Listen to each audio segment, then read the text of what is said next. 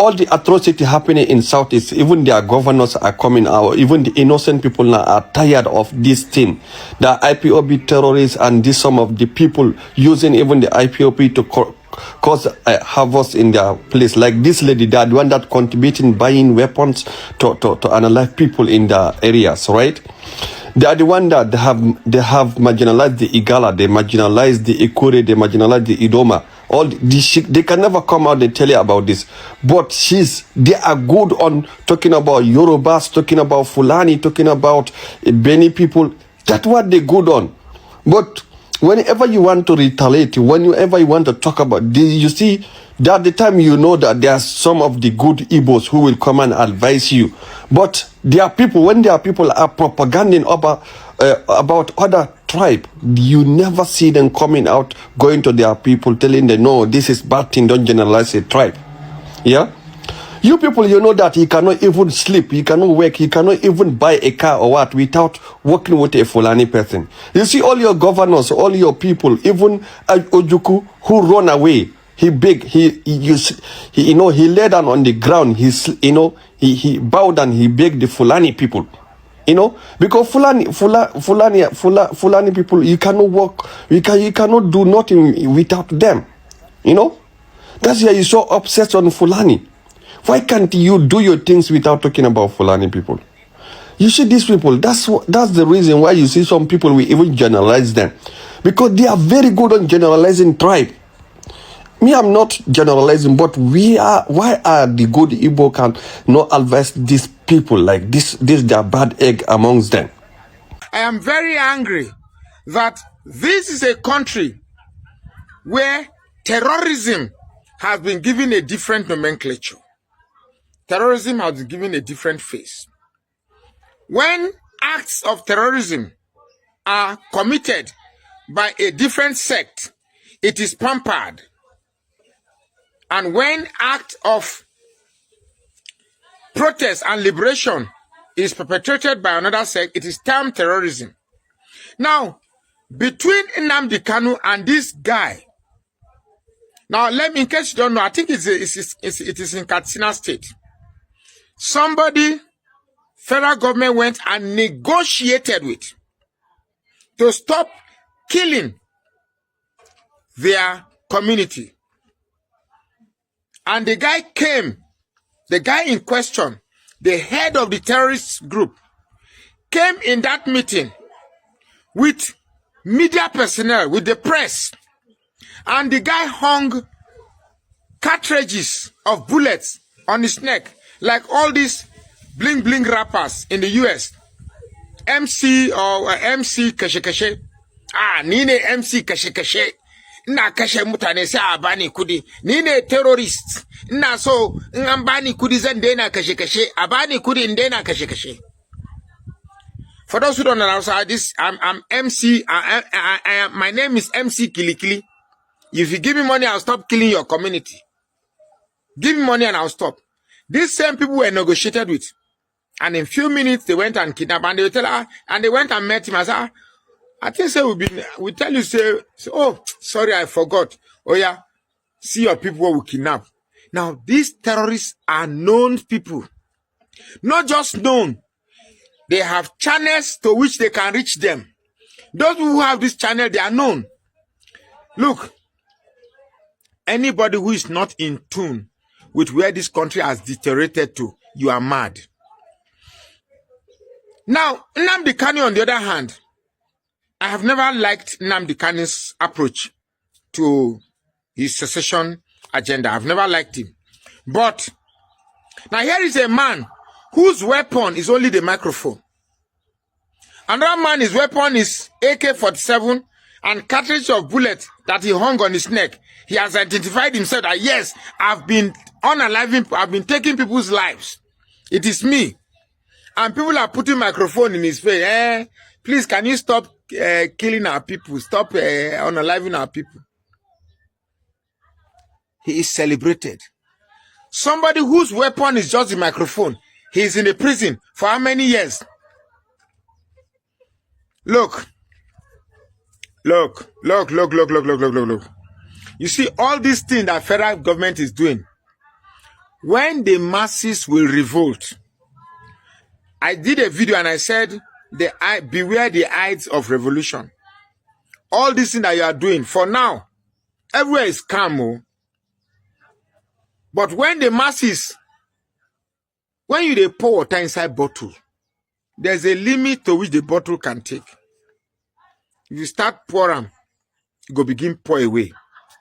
Now, everything you are doing in this country, there's a limit to go. And you guys are old. And you are thinking you will live forever. In the final, please, I think federal government should release Nnamdi Kanu. If a man, an established terrorist, who hangs cartridges of AK-47 in his neck as a way of intimidation, as a way of blackmail, as a way of bluffing, can be given press reverence, this country is gone. This country is gone. And I strongly urge federal government to release Nnamdi Kanu with immediate effect. Because the only weapon Nnamdi Kanu has held is a microphone. Nobody will run from a microphone, but people will definitely run from an AK-47. I've always wanted to ask this question. As a matter of fact, I've asked the question severally. Is there an agreement entered into between Tinubu and these terrorists? Because ever since Buhari left, terrorism has been the way it is. Terrorism has been the way it is. No difference.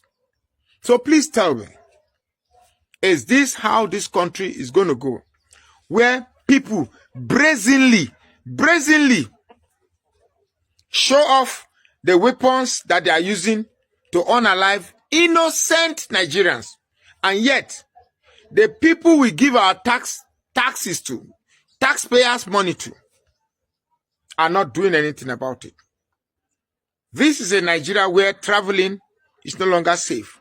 This is a Nigeria where if you see police, we term them as uniformed armed robbers recruited by the Federal Republic of Nigeria. We must do something to stop this menace. Otherwise, what is coming in front is big. I've been here now in my small corner, repeating this thing over and over again. But trust me, when the bottle cannot hold the water again, the implosion cannot be bared. Cannot be bared. Hey, English only. Cannot be born.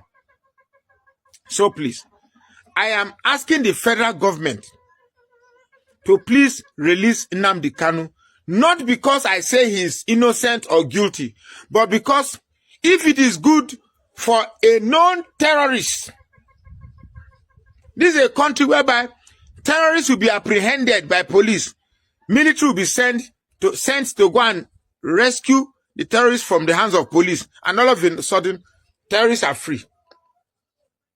So if terrorists from the north can be free, please, leave our own terrorists. We like her like that. Leave our terrorists. At least the terrorists from the east, they don't go to the north to buy people there. So please, since terrorism is not our way of life, release Nnamdi Kanu. Even though I am not categorically saying Nnamdi Kanu is a terrorist. He is not. The only weapon he has had is a microphone with a transmission inside, asking federal government to let his people go. Free Nnamdi Kanu now. Yeah. This message is to Nigerian government. We Igbos have been watching and following the case of Mazi Nnamdi Kanu, and we have been seeing what you guys are doing. That man committed no crime. If Fulani terrorists can be roaming around Nigeria unarrested, even given a peace deal, why is Nnamdi Kanu still in prison? Why is he still in DSS detention? Why are you holding him?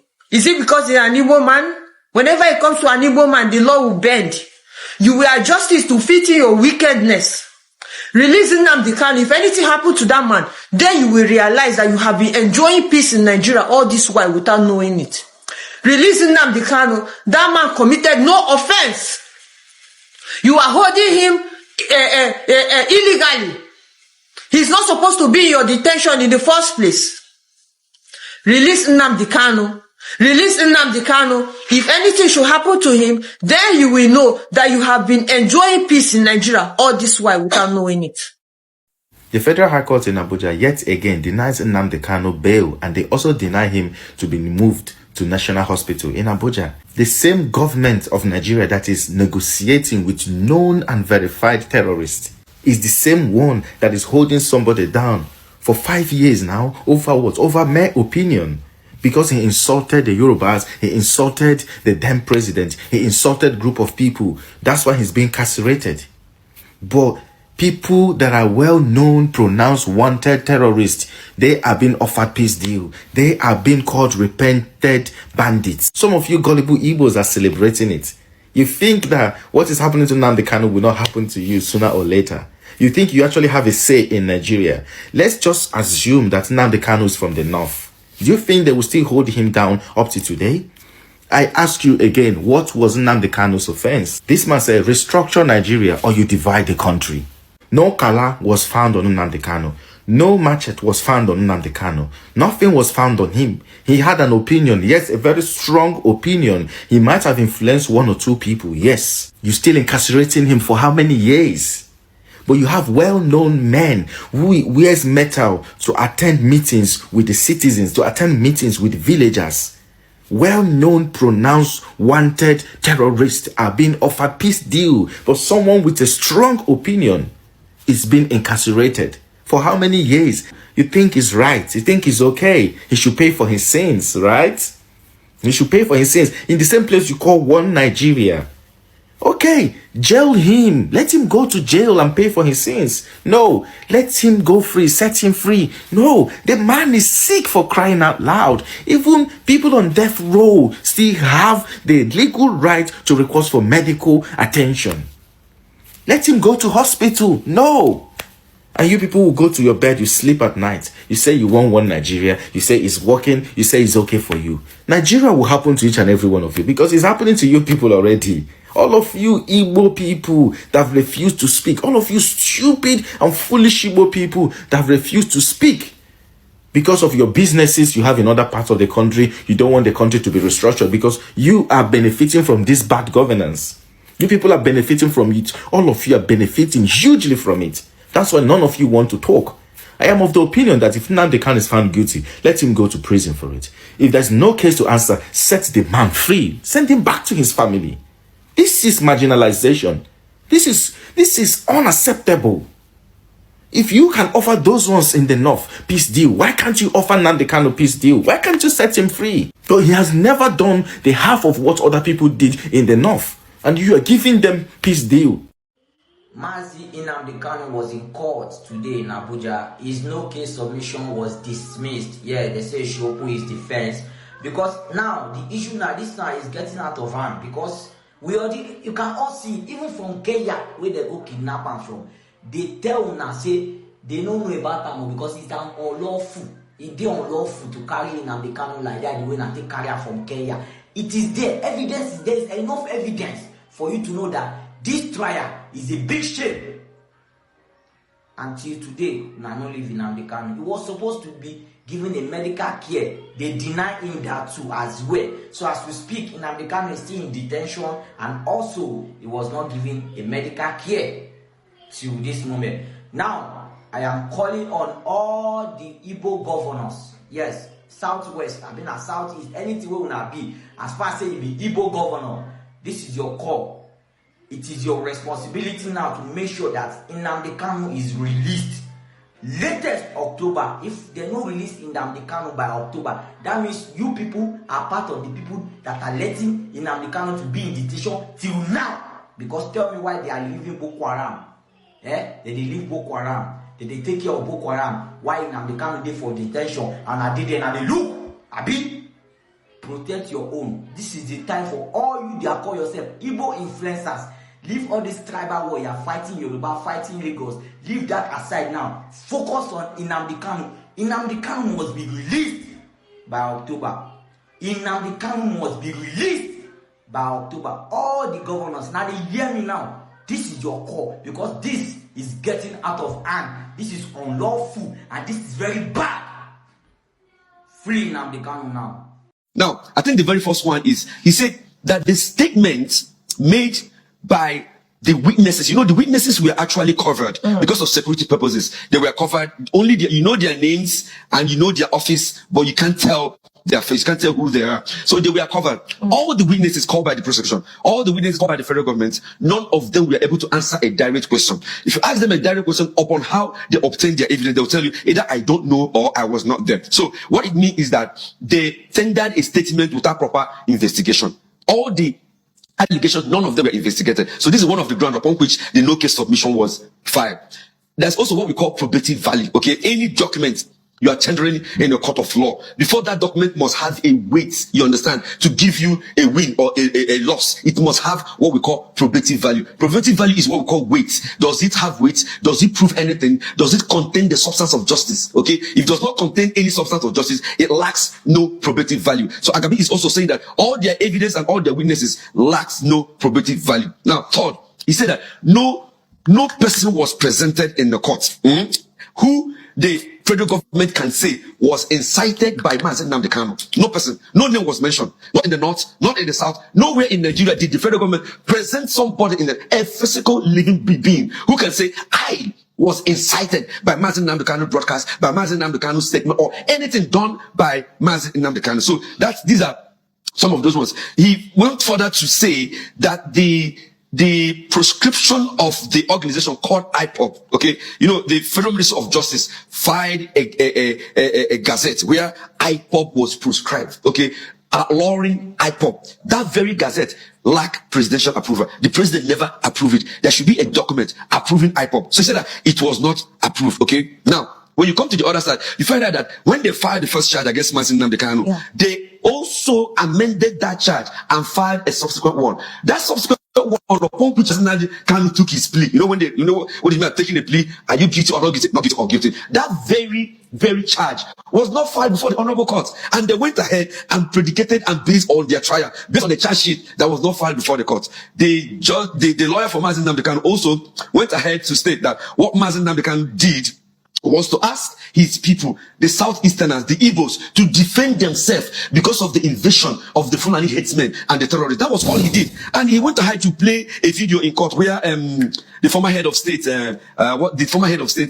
the time of Gowon, not Gowon, there was this former head of state that was asking Nigerians to defend themselves. And also the former, the current police head was on air asking Nigerians to take up arms and defend themselves because of insecurity. So he also said that Danjuma told Nigerians to defend themselves, and also the current IGP told Nigerians also to defend themselves. Last but not the least, they tendered NSAS report. You understand that it was Mazi Nnamdi Kanu that incited NSAS. But when they came to court, they were unable to link any activity of NSAS to Mazi Nnamdi Kanu. So the whole report of NSAS, which they tendered against Mazi Nnamdi Kanu, is so laughable. So these are the few points on that 13 points that Agabi listed that predicated him to file a no case submission, because a no case submission simply means that this man has no case to answer. Excellent analysis, but actually you've hammered on those points and greatly established. So let's look at special considerations in this case. Welcome back.